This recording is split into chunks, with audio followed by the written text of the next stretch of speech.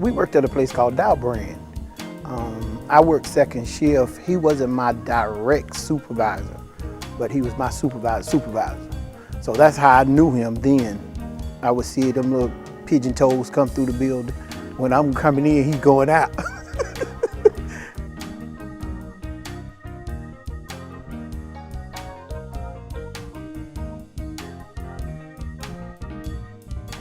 I met Pastor Baldwin through my husband. He was at the gym and he ran into Pastor Baldwin, and he came home and with excitement and said, "I saw my cousin today at the gym." Yes. And he was very excited about that. And then he began to tell me about his cousin, which is Pastor Baldwin, how smart he was. He's always been a leader, and how he was a leader of a state organization. He just bragged about him, his smartness.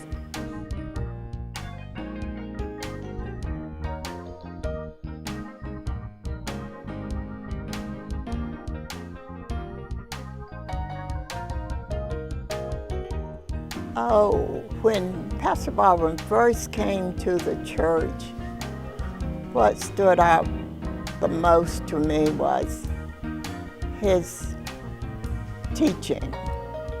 He taught us on everything that we needed to know to go forward with the church. As a matter of fact, I didn't even hear his sermons when he came to preach. I was always away with my mom, being in the nursing home. So when he came, I only heard from others who was excited over his sermons.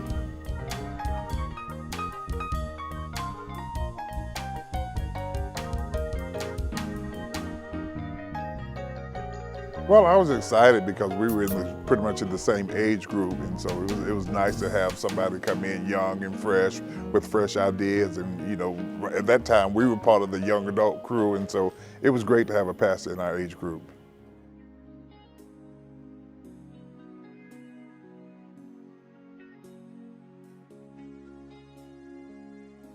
Before he came to Bethlehem, Kathy told me, she said, "Monica, I think I have a good candidate for our pastors." She said, Ben's cousin, he just got his license to preach. She said, "He's really good." And I said, "Well, turn his name in." Because at the time they were letting people turn names in to, if they wanted to get somebody to be a candidate. And so she turned his name in. When he came, we all fell in love with him.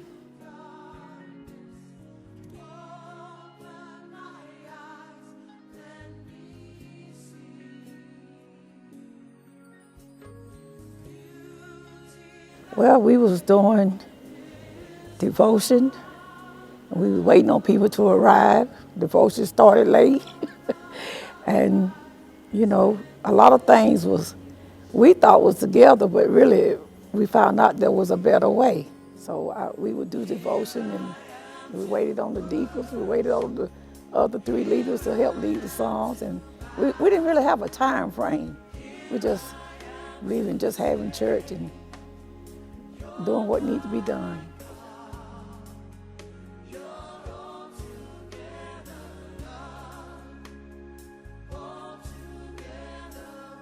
I met him, Pastor Baldwin, when he came to do a tryout for the church. I had never met him before then.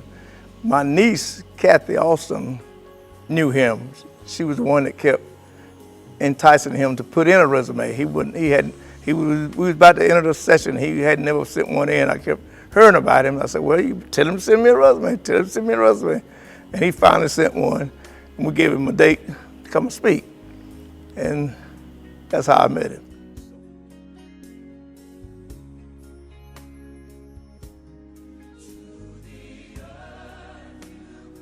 To be honest, I said, "Phillip?" Because, you know, people talk so much at work, and we was just like, oh, he was good. I was okay with it. I just had to look at some of the other co-workers that we all used to work together, and we all looked at each other like, really?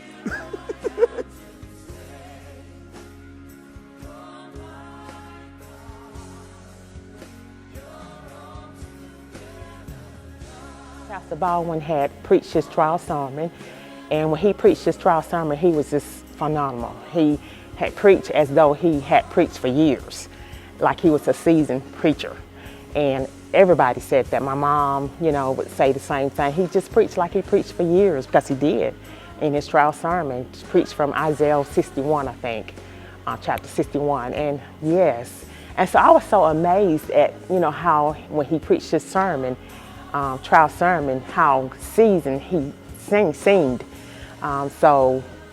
When the position at Bethlehem came open, I thought about him immediately, because I knew how he preached his trial sermon.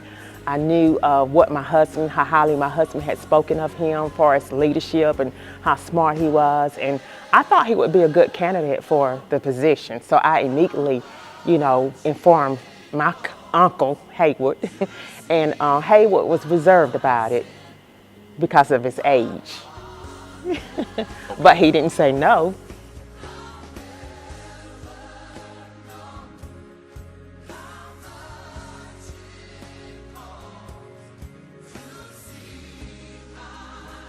Oh, one thing that I was excited about, that she was part of my family, although I didn't know her, but her sister had married my first cousin, and her sister was a very lovable person, and I knew that she would be too. Although Sister Baldwin stood on her own, she was very personable, and she was very friendly, and she was a dresser.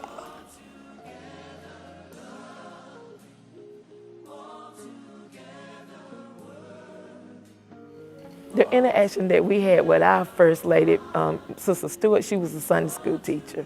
So I think when Miss Baldwin became the Sunday school teacher here, I didn't have any interaction with her, because she was with the youth, and by that time I was a young adult. Their house was a place that Monique used to love to go on the weekends. And so I started interacting with them through the youth department. They would take her, to the conventions and stuff with them. Even though she was older than Jazz, they just spent a lot of time with her.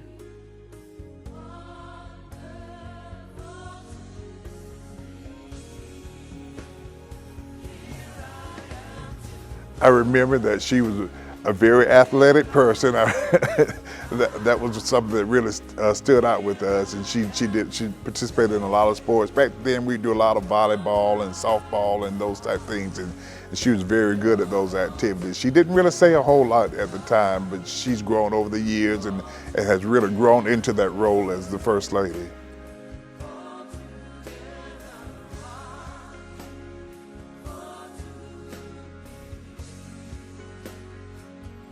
It was just like she was my baby sister. I could go to her and things that I could talk to her about anything, and it just seemed like she was up on everything, She was one-on-one, had a beautiful personality, she still does. And I try to dress like her. Yeah, Miss Baldwin always gave her input, whether it was the YMAs or whoever it may have been. She always gave her input about things and inspired us and talked to us. I mean, you knew she was the First Lady, but she didn't act as if she was above everybody else. And I liked that.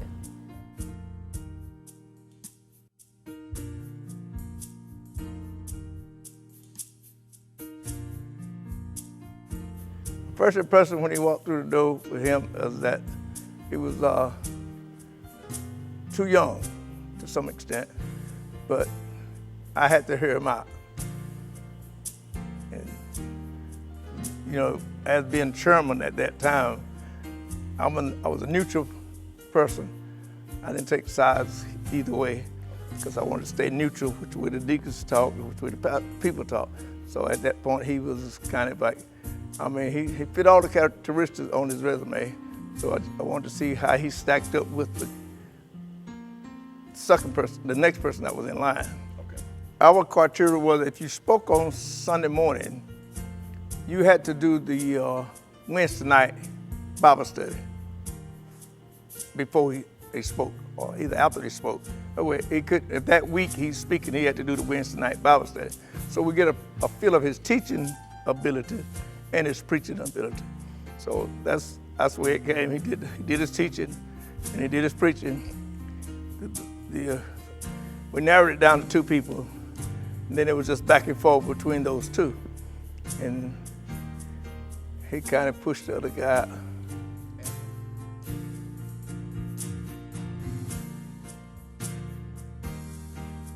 I mean, Dr. Baldwin is great. He taught us how to be ministers. We had classes and stuff where, or we had to read a book that tell you the role of an associate minister. And he said there's stuff that he teaching us that he didn't get taught. And then sometimes, he said Reverend Radden was his pastor then. He taught him a lot of stuff, so he brought it to us. And me being the oldest out of all the ministers, not in age, but in time. Oh, Sister Baldwin, that's my lady, because we all play softball together. So, it was great. And a little Jazz, she just like a little niece. I always stay on her.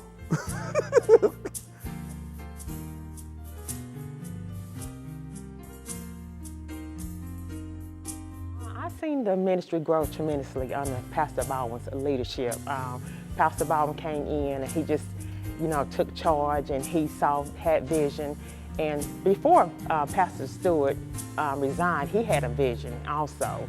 I thank God for Pastor Baldwin because, Pastor Baldwin, he, took charge and he took leadership and he just went for it. He went for the vision that God gave him. And I think that we're the church that we are, and we are where we are because of his humbleness, his submissiveness, and also his great leadership.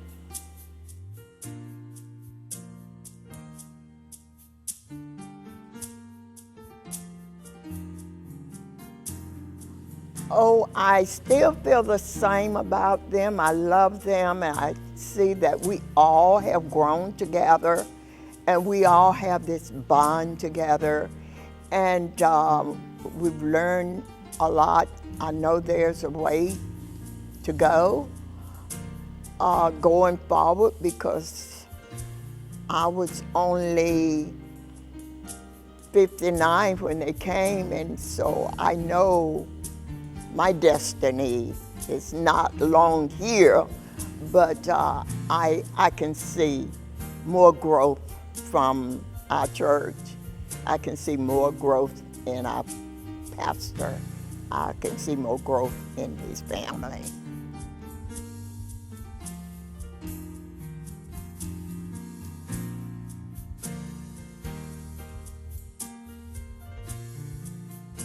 When the time came for Reverend Baldwin to come here, that Reverend Stewart, Pastor Patton, took him, and he visioned what Reverend Stewart had already told us. And Reverend Baldwin wasn't here when Reverend Stewart told the vision, but when Reverend Baldwin told the vision, it was confirmation from what Reverend Stewart had told us. And so it was just, I think when he came, when Reverend Baldwin came, it was a much needed time for a younger pastor.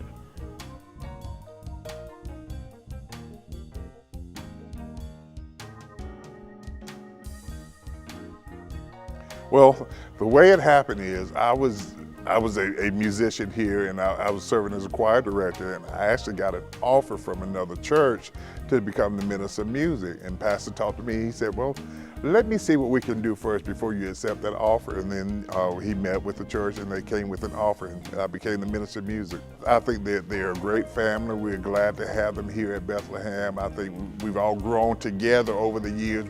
We've all learned a lot. I thank God for Pastor Baldwin. I thank God for Lady Baldwin. I think she's a great person. I think she's a great asset to Bethlehem, and also LaJasmin as well.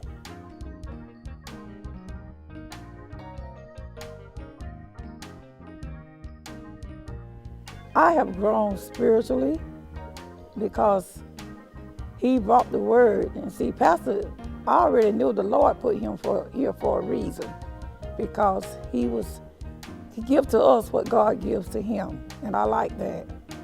And he tried not to preach over your head or try to be something that he's not. And I just know that that's a word from the Lord. And I've grown to know I used to procrastinate. Like I say, we started devotion late. And when Pastor would come in, he said, Sister Davis, go ahead and get the devotion started. So it taught me to be on time.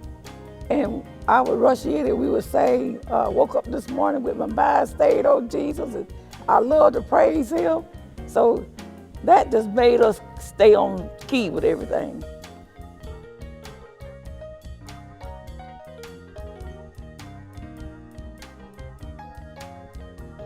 When we interviewed him for the job, I think it was Deacon Sullivan asked him, was he going to further his education in the ministry? And he said yes. And later on he joked about it. He says him asking me that pushed him into doing it, really. And he ended up at this church, his first church, he ended up getting his master's degree, his divinity, and the doctor's in divinity degree here. And I went to Louisville, Kentucky. When he graduated, we supported him a lot stronger. It was at some point that, his ministry was very strong, but to me to think that he had his doctors, so now I kid him sometimes. I said, it's time for your doctors to kick in, Pastor. He would laugh. It has. He preached a very much higher level than what he did when he first come here. It's very strong, but you can tell he has his doctorate degree in the divinity ministry. And in his leadership, some of the books and things he had to read to pass those tests in that school. But my feel is that in order for a man to be a strong pastor at a church, the church makes him that strong. It's not all that he makes himself. It's that he has to have support of a church. It's the problem, it's the circumstances, the consequences of trials and tribulation, all the things that goes on in the church makes him a pastor, how he handles those situations. And he has done a great job.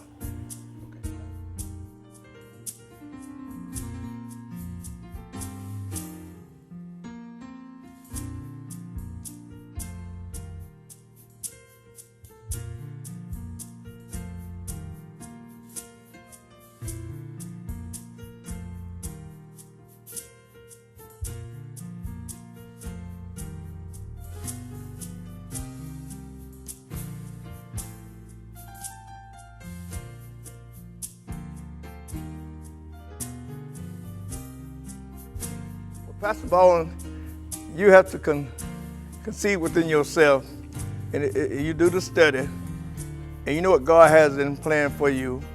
Your daughter is grown, and you're more mature now than you were when you first come to Bethlehem. What your leadership now is what you put into your ministries, your deacons, your ushers, and other organizations here at the church to lessen your responsibility. Pastor Baldwin, you have the respect of this church people. What you do and how you do it and where you do what you do carries a great influence on all your members. Your seriousness and your having fun all is dedicated toward leading your people. I would encourage him to continue to do just what he's doing, being himself. He don't look down on anyone. If he do, you look down on them just to pick them up. And knowing how to handle corrected criticism, I give you an A on those points of view. Down through the years, the Lord's been good to me. Down through the years, I know the Lord's been good to me. Down through the years, the Lord's been good to me. Let me tell you that the Lord